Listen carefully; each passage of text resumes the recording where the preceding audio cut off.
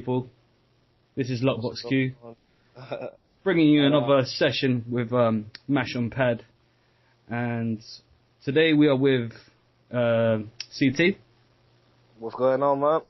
And our very, very valid guest, Theory Fighter. What's good? Yeah. And the reason of this podcast is I wanted to bring up aside to games which some people are daunted about. When people get deterred from playing the game, it's because they don't even know the basics. The game we'll be focusing on, it will be Street Fighter Cross Tekken. And it's a really touchy subject, isn't it, Jish, with this game? So it's a bit Marmite. Yeah, I think so. That is the perfect metaphor to describe it, to be honest. Because even now, I was speaking to somebody on Facebook about Cross Tekken, because he saw that picture of me at the hug. Yeah. And he was like, "You're playing that dead game." I'm like, "Well, sorry, but That's right. I actually do enjoy the community and friends that I've made playing offline sessions." You know what I mean? So. Yeah. And we get more entrants than Marvel anyway, so fuck them. Oh yeah. Well, in the UK anyway. Yeah. I don't know about thing, but yeah. That's real talk. That's real talk. That's right. The game is a bit Marmite, and like when I first got the game, I dropped it within a month. Simple fact is, I didn't like it. But as time went on, I got busier and stuff. I couldn't do other offline sessions in arcades and stuff. And because of my work schedule, I picked up SFxT because it was on a day with FOF at the Hog that CT told me about. That I thought, I've got time to do these tournaments. So I picked up SFxT again, and I found a new bunch of friends, as we discussed on another podcast, Drew. And I've had so much fun so far. So, to other players who are thinking about picking up SFxT, I thought we'd just talk about picking up the game, character selection, and basics. So, Jish, what's your opinion on character selection within SFxT? Well, the game's pretty sick in the sense it's got a tag system. And what a tag system allows you to do is play low-tier characters and still win tournaments, basically. Yeah, because I use Sim. Yeah, it's ridiculous. Like you can play anyone and they'll still be effective as long as you've got someone to cover your bad matchups. So, like a good example is like Street Fighter 4. If you play Geef, you've got this whole host of bad matchups. Yeah. Then you could partner him with someone like Cammy in that game if there was a tag system. And it would cover your bad matchups versus zoners and stuff. And this game just basically allows you to play whoever you want within reason if you're willing to structure your team correctly. So it's cool because you can play whoever you want. You just have to understand what their flaws are as a character. So if you're playing a grappling character, you know you're weak to zoners. If you're playing a low health character, you know you're weak to the scrappers. It's really flexible, so I'd say I like to pick a top tier because I think there's no better way to learn a game than picking a strong character. Hashtag top tier. Yeah, I mean it spans beyond Cross Tekken, but a lot of the time people pick really super weak characters and don't really get an idea of how the game should feel or look because they're completely confined by their character. Like I know so many El Fuerte players that can't play anything else but El Fuerte. Oh, that's just sad. Because yeah, it's and like in ST, right? I played ST for I play all characters years. on XT. I play all characters on ST. Shout out to ST. Yeah, but I just played Balrog and I came out of ST 6 years in, going into like new gen games, having to play footsies and not really knowing how to play them because you just rush punch. Yeah, I think I saw one of these videos you was talking about. This is brilliant insight. Yeah, that's right. You would just do one move, so you're used to like muscle memory on one certain move, right? Yeah, you get past all of the footsies, all the fundamentals, because you've got one move that gets past all that. That turn punch is dangerous. Yeah, you got turn punch, you got low rush. Everything's fucking safe and dumb. It's awesome, but you don't learn the game. So if you can pick a character that's like top mid or low top, where you've still got to struggle a little bit, but so you learn all their tools, it will help you grow as a player, I think. And like I said, if there's just a character you like, pair them up with someone that beats all the matchups and you're sorted. You're golden, honestly. That's the same sort of principle that you probably need to adopt with Marvel as well. Because you can actually make any character legit in terms of your team composition. So long as you've got a good team, you can make any character viable. Yeah. Exactly. I mean, you've got like Virgil who makes every character a one-punch kill character. Do you know what I mean? It's true. It's good. So I know Chris definitely borrows principles from that. So like, so you begin the game, and then like you're trying to pick a character, and then you know about these weaknesses with like, you know, with grapplers and their weaknesses, and zoners, their weaknesses, and people who scrap and people with low stamina. After you figure it all out, I mean, right? I mean, picking a character, for instance, there's so many to choose from. So how would you go around doing? How would you go about doing that? Would you reckon random select, or just pick someone every time different? I mean, there's so many characters to go through with different movesets and combos. Like, what's the best way, do you reckon, For sure. picking someone? This is my problem when it comes to Marvel as well. This is why I kind of like just leave it aside at the moment. There's so much to take in. For sure. I mean, I think the first thing is understanding the basics of a character. So when Cross Tekken first came out, me and my friends, we sat down with like an empty notebook, right? And we went through every character and learnt what their special moves were and what they did. So like we learnt what Jin's like misstep meant in this game. We threw fireballs, we saw it went under. We learned all of like what these moves mean and looked at like walk speed and just really simple basic stuff like that. And that helps you gauge how the character works. And you can take your own personal preference, whether you like being able to move quickly or you like just hitting really hard. Mm. You can take that preference in and go to pick a character you enjoy playing. Because at the end of the day, you've got to play someone that fits your style. Because, you know, I personally cannot play rushdown characters. I can't play, like, your Vortex character. I like the mind game. I like the mind game characters, you know? Like, exactly. You can either do this, that. It's either, like, option 1, 2, or 3. So it's a guessing game. That's what I like about characters. Like, with Sim, I know it doesn't seem like a guessing game because he's a zoner. But there are certain guessing games when he's close up as well. So yeah, well, I mean, you're guessing on every button you press because they can just DP you from full screen. Exactly, you know what I mean? Definitely, yeah. The life of a Dalsim player, man. Yeah, well, everyone knows I like to just fuck it, just go aggressive because I don't give a shit. Do you know what I mean? Especially when I'm in your face. Like usually they think Dalsim's gonna back off, or like in Super Street Fighter, like focus.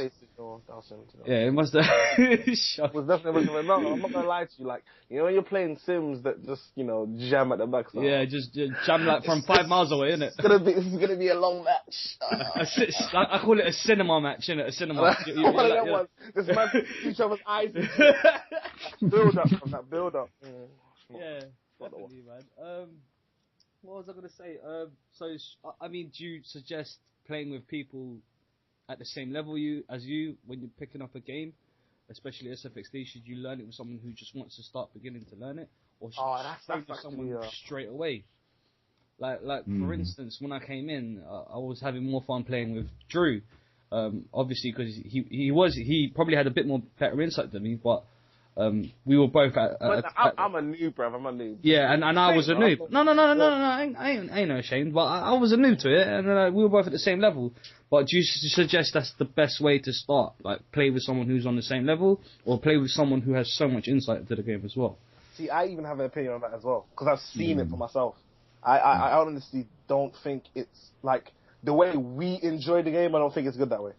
Because, this is just an example.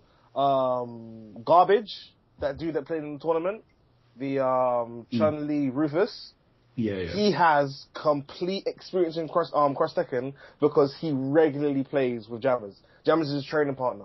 Yeah. Now, me coming from Street Fighter 4, I'm not saying I'm good. I'm saying I know how to play Street Fighter 4. It's not daunting when I'm playing that game. I know what's going on. Yeah, same here. I'm so confident. But with Cross Tekken, because I don't know what the hell is going on, there are times where if I manage to land a hit, I don't go into the boost chain because I don't know what is going on.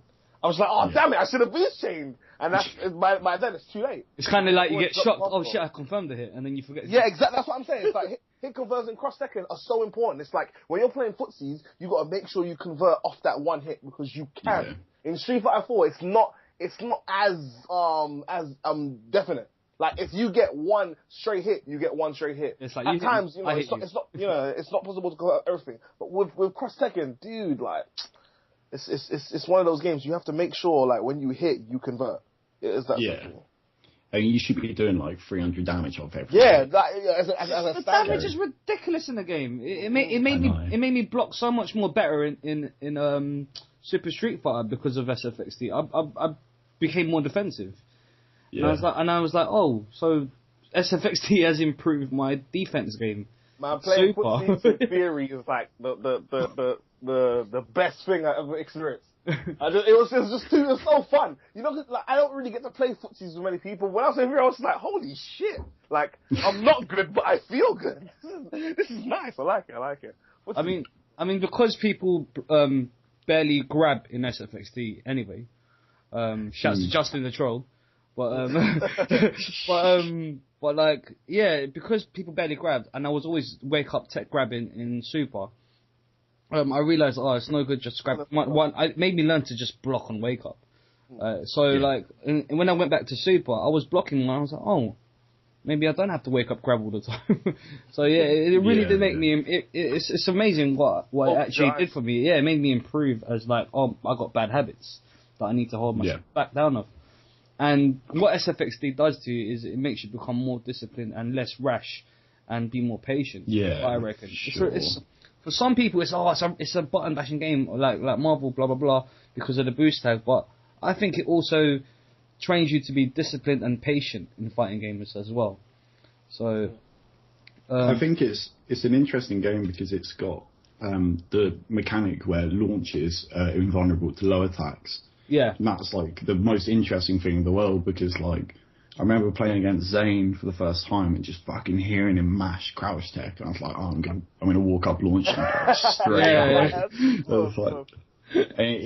I definitely have bad habits with when it comes to that. Like playing Cross Tekken, you really do need to slow it down. Like I think the biggest transition for me was combos in Cross Tekken. Like you know, like tight links in Cross Tekken are not tight links in Street Fighter 4 because Cross Tekken it's slower. Like it's not tight. It's that like for example, Dudley can link his overhead forward roundhouse into a standing roundhouse. Yeah, that is unprecedented in Street Fighter 4. You can't do that. That is impossible. Do you know what I mean? That's like getting used to things like that in Cross Tekken. It was weird. Like when I was told that I could do that, I was like, holy shit! Like. There's so much you can do with this game.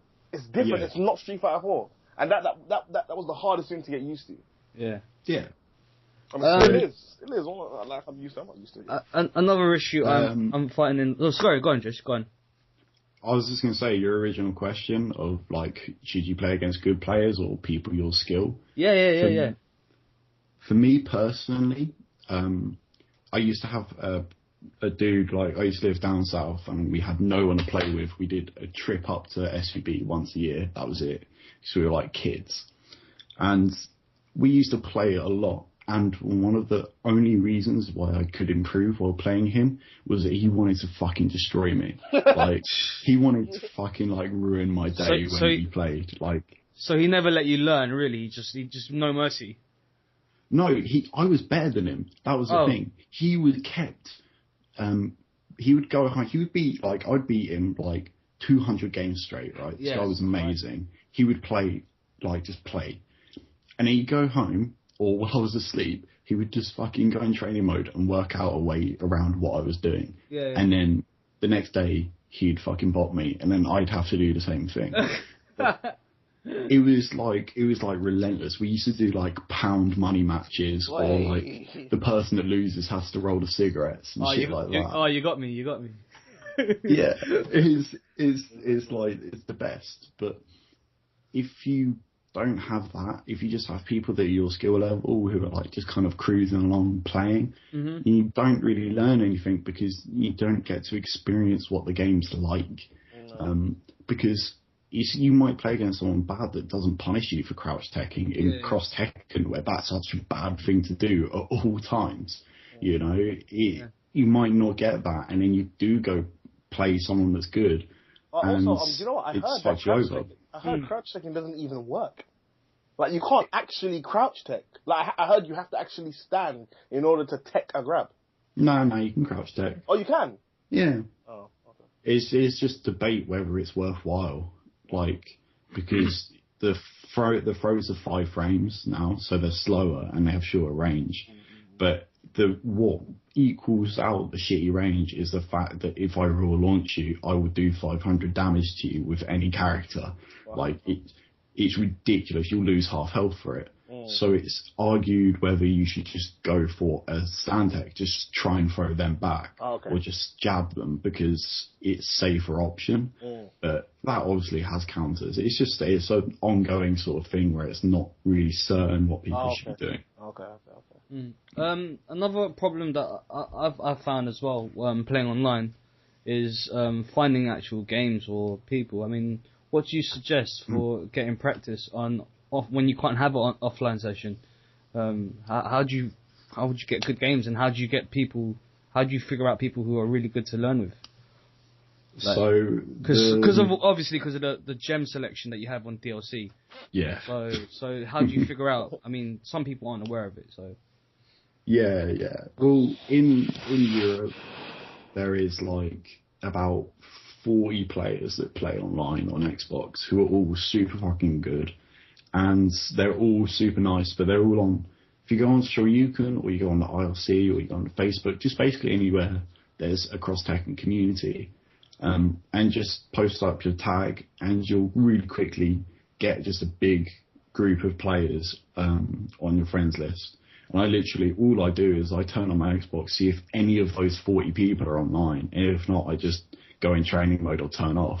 Like, that's it. Because it's not worth playing, like, no offense to these people, but it's not worth, like, the time. For education wise, obviously. Unless you're up unless you're stressed and you just want to sandbag on someone. yeah. I mean, playing bad people does have benefits. Learning on your combos, yeah. Yeah, that's how you learn to anti-air as well. That's how I did it. I play against like terrible players, pick Ryu Ken, and then just force them to jump at me, and then that's my entire game plan, is just DP them. That's it, and it teaches you well quick how like jumping patterns and shit is good. Yeah, reaction times, jumping speed, certain characters. Yeah, it makes sense. I was gonna say something, I forgot. I'm such a muppet. Like, that's how retard. I forgot, man. It's gone. Oh my gosh, I went I back. guess that's it. Oh my god. Oh my god, this is such a valid point. But that's it. Sorry, guys. If you're listening here and you're a London local, we have SFxT sessions called Fate of 4, which is a bi-weekly event every month at the Hog, the Heart of Gaming, if you didn't know. Shoot down, we usually try to start as early as possible from 4 o'clock till late. We have a stream, which is part of the Wonder Park, so if you want to show off to your friends or help promote. Do you know the link, Jish? Because you do the stream most of the time, right? It is the Wonder twitch.tv/the Wonder Park. I'll put it in I'll put the link in the description. Okay, yeah, because CT will be editing this if we put this up. Well, when we put this up, sorry. So yeah, I think that's about it, man. I'm Lockbox Q. I have a question for you two. Oh, go on. I've got a question for you two, because I have my own personal ways of going about this. But one of the things I found hardest when I was down south and I had no one to practice with was preparing myself mentally for playing against, physically being next to another person playing them, because it's 100% different. People that have never played offline, you cannot imagine how different it is. But it was something that I personally had to come up with my own ways of practicing for that without being able to play offline all the time. Did you put a blow up? Did you put a blow up doll right next to you? And yeah, man. I couldn't help myself. I'm sorry, man. I couldn't help myself. I just paid people from the streets to just sit next to me while I played. Oh my god. Yeah, so how did you mentally prepare yourself for that then? On a serious note. Personally, what I did was I tried to recreate the environment. So, like, when I go to the hog, I play with my headphones in, because for me, I always now play with my headphones in, because it just puts me in a mode where I'm ready to play, because that just, like, it's like a mental trigger, where it just kind of, like, if I'm listening to music, it will instantly make me ready to play Cross Tekken or fighting games in general. And that's something I established at home. Yeah, well, that's something I established at home to get ready and just have a zone that I can enter no matter what this environment. Is that why you wear headphones then? Yeah, because it's just that environment. It's one you create for yourself. You don't know when Jish is playing and he's got the Gal theme on his headphones, isn't it? I was actually going to ask him, what he jams to. Gal theme. Now we know. Do you know what I mean? No, but that's really interesting. Just for him saying, like, listening to music makes him feel like he wants to play Street Fighter Cross Tekken. That is just wow. That's different. But yeah. See, do you know what? My experience with regards to experience with offline sessions, it's a little different. Like, I think for me, I've never fully enjoyed playing online. Like, when I first got into fighting games, my story is like some sob story, I can't answer that. But yeah, like, when I first got into fighting games, it was a case of not being able to find people to play. Right. I always wanted to play people. So when it came, like, for example, when I was at school or college or whatever, I was like, oh yeah, you play this game. I'd always invite them around. So it was never really daunting for me to play offline. That's something I've always wanted to do. So when I found the hog and I had the opportunity to gas and pop off and bro, that's me in space. Yeah, man. I've always wanted to be able to do. Always. CT's like a fighting game horde, you know what I mean? He's your go-to guy if you want to fight, if you want someone to play with any game. Like, I swear down, when we was at SFxT, Mans came in and was playing Smash Brothers. Oh, you play Smash! You play Smash! And he just ran up and got bust up. And then someone walked in, he goes, oh, does anyone play Flashlight? He goes, oh, you play Flashlight, you got Flashlight. And he went off again. And then he come back to Street Fighter Cross Tekken, and then someone mentioned Alpha, and then he started going nuts. Yeah, you're definitely a CT. You're definitely a fighting game whore, bro. Like, anyone can bust you. There is nothing wrong with dipping your feet in each pot, you know what I mean? Like, I just enjoy cookies. What do you mean? You might get fighting game herpes. No, correct if I'm wrong here. Alright, allow that metaphor, because that's nasty, yeah? But do you not enjoy oatmeal raisin and white chocolate and chocolate chip and Smarties? Don't you just like all cookies? Or are you just the kind of guy, you know what I'm saying? So are you gonna hate on a man for just enjoying bare cookies, isn't it? Like, what do you want? I just like cookies. Sorry, bro. Sorry, CT. I eat fruit, you know what I mean? So, I don't know. Here we go. Mr. Healthy eating. What about you? How did you get used to the offline scene, Nick? Me? Yeah. I told you, fam. Like, I was racing 6 playing like every weekend with my godbrothers, innit? Oh, yeah. So I'm always I'm on that like arcade wait behind the queue winner stays on list. That's what I grew up on since I was 6 years old. And then going back home playing Rainbow Edition and fucking in the arcades. And then like because I was the kid with all the money and I can get like 30 games from £1, like people just line up next to me and like, fuck it, he's gonna be putting the tokens in. We just bust him up and he keep playing him. So I was always used to having someone on my next to me and some of them shit talking. I've grown up with it. Do you know what I mean? The only thing I'm saying is like I missed the period where people were playing a lot of competitive sessions in Trocadero and Casino. I missed the era because one, I wasn't really aware of it, and two, I didn't really have the money at the time when I come back to London. But I've always been used to it. I've always used to be, playing with someone on my side, and I'm just confident. I'm never nervous when I play. I go in thinking, I'm going to try my best no matter what. Like, that's why I like, if you haven't noticed, I don't know if you play me enough in Super Drew, but even if I'm low health, I'll still make a madness comeback. Not just because of the ultra, but because of my mentality of, I've got life, I've still got a chance.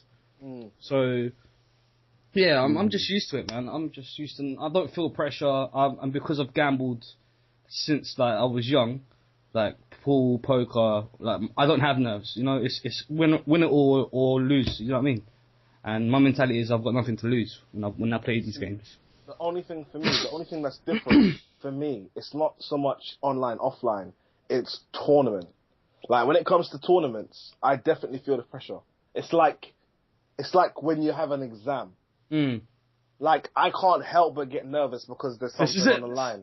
That's it, yeah. For me, that's the only thing that I've never been able to get over. Like, playing casuals, oh yeah, it's fun, woo. But it's like playing a tournament, it's like, holy shit, bruv, it's all or nothing. And then you hear me saying like, and then you hear me going like, fuck you, Dudley. Do you know what I mean? And then it's on, then it's like, yeah, madness. No, but I think that's a very. Right, it's always you chatting shit on me. Who, me? Playing fucking Mace in the final. I heard you were fucking Maces in the finals with me. I said, fuck him up. I'm right jumping away and shit. What do you want me to do? I always go for the underdog, innit? I always make the stupid bet. It's true. I always make the stupid bet. Like, if Sunderland are playing, this is what I'm fuming about, yeah, Sunderland played Man U, yeah, I was going to make a bet. I was going to put money on Sunderland. Didn't do it. What happened? They won. Do you know what I mean? Like, I like backing the underdog, man. I like the mad, unfavourite person. See, it's not even about being an underdog, yeah? I just, like, when I first started going cross-taking FOF, yeah, it was that look on Jish's face that made me start playing the game.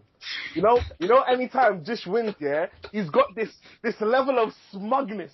Yeah, that's right. Nice one, guys. Keep training. What, the douche face.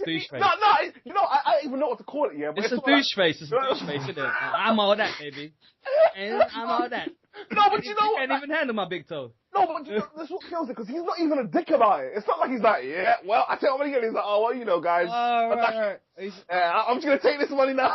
You're right. Go home, thanks, guys. No, you're right. That's what, dude. This tournament, like, you guys are leveling up. Oh my God. I can't take it. I don't know. I would rather him be a dick about it. I think I'll be like, oh yeah, nah. And but because he's so nice, I'm just like, oh no! I want to play my house and home. I can't have him win no more. And yeah, he's still winning. Well, shit. John won the last one. You know what? People have actually leveled up. People are good. Yeah, people are constantly leveling up, man. It's mad. It's ridiculous because, like, no offense to everyone, but there was a long time where it was literally just me and Wolfstein. Yeah. That's why I was like, mate, beat him up, because obviously he was winning for so long. So, yeah. Do you know what I mean? No, I know what it is. Like, don't worry. Yeah. But it's one of those things where it's sick. Like, me and Wolfstein have to stick together because, like, everyone else has to fucking lose. So it's true. We're like fucking sending each other strats and shit. Wait, was it Wolfstein that knocked you out of the tournament completely? Or was it yeah, John? it was. No, it was Wolfstein. Because I think John knocked you into it. Man, bro, you got pissed. You got. Yeah. I never think. I was like, holy shit, Jish is angry. Is that why he That was when I lost Wolfstein. Is that the reason? Is that the reason why you rearranged your Hori stick and did madness to it or something like that?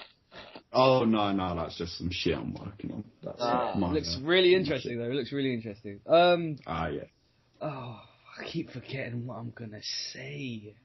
Well, are you gonna outro the show again? No, I wasn't gonna outro the show. I was just saying, like, yeah, man, like that mindset, you know. I mean, like picking up on things. Darkos, for example. I mean, not to fire a shot or anything, but everyone. Well, I'm not saying names, but everyone used to say he'd be great in casuals, and then when it came to offline. To the tournament, it's a panic mode. But I think you're right, Jish. Mm-hmm. Like, you have to set like an environment which what's the word? Which prepares you for the tournament mode. So you know what I mean? Like, just to be ready. I think that's a really key point. Is that what Darkus' problem though? I swear it's not offline. It's I don't think it's his problem still. It's tournament pressure. I don't think it's his problem still, but I think he did admit. Well, I don't know if he admitted it to or someone else. I can't remember vaguely in it, but I remember him saying something like that. I think it's a problem across a lot of players, to be 100% honest. Yeah. Not me. I treat everything the same. I don't give a shit. But there were a lot of players that like could body me online. Like I lose a lot online to everyone, and they would come offline, and because I don't get nervous anymore, it's been time, so I'm kind of over it. You can see them like beating themselves, like you see that like mental ticker of like every time they fuck up, like how much worse they're gonna play afterwards. And it's really obvious if you've been playing for a while. And I think people just need to like, I think it was Combo Fiend who said like you're always in the lead. Where it's like you can always win, no matter the situation. Yeah. Like you can always win, and you just have to think like that. Because it takes two. It just takes two meaty tag team combos, and more or less your life's done sometimes. Yeah. Two combos, you're dead in this game. Yeah, that's it. Yeah, that's what it is. And it's the sad truth, but it's also, it makes you a more defensive person in fighting games in general. I really like SFxT because of the fact that I did that. I mean, I've been playing Super Street Fighter for like over 2 years more properly, like solid, and I'm still learning. There's still like things with certain characters that I don't understand, you know? Hey, I'm telling you right now, there's no point like still trying to learn stuff when Ultra's coming out. Like I suggest you like wait a bit. Yeah, but they'll be very. That's another game. It's a totally different game. Don't trust me. Don't get me wrong. But it's like the basics of it would be quite similar, just minor differences. Do you know what I mean, though, Drew? It's not going to be that major a different game. I mean, Jish, what do you reckon? Like in regards to Super? Ultra. Sorry. I think that the changes. Give it a year and changes won't make a difference. Yeah, that's what I'm saying. People will just adapt. That's what I'm saying. Like when I've gone to SFxT again, it's like so daunting because like, oh my gosh, there's so much data to take in, and basically it takes like it takes a day to pick up a game and have fun, and then it takes years to master a game. I mean, even ST now people still play, you know, and it's over 20 years. Only recently it got to a point where it's just about option select most of the time, right? I mean, like character selection. Yeah. I mean, it's still got Street Fighter 4 could go on for another 2 years and people still wouldn't find it all. I mean, fuck, no one realised how broken vanilla was till like fucking Super came out and then and they went back to it. Yeah, and then people were like, "Oh, this game is actually shit. Like, this is the fucking worst game ever." Yeah. But I was born with it, so you know I was raised on it. Yeah. And it just gives me that nostalgia. This is why I play these games. Nah, fuck playing vanilla, bro. I'm not about that. No, I mean like Street Fighter games, bro. Street Fighter. Oh. You know what I mean? But the only broken games that I consider playing are things like Marvel vs. Capcom 2. X-Men vs. Street Fighter. X-Men vs. Yes. Oh my days, bro. Oh my gosh. The best game. Everyone's got like an unlimited combo or something, everyone can infinite from like a jab anywhere on the screen. It's like the fucking it's a one-player game. Oh. Yes.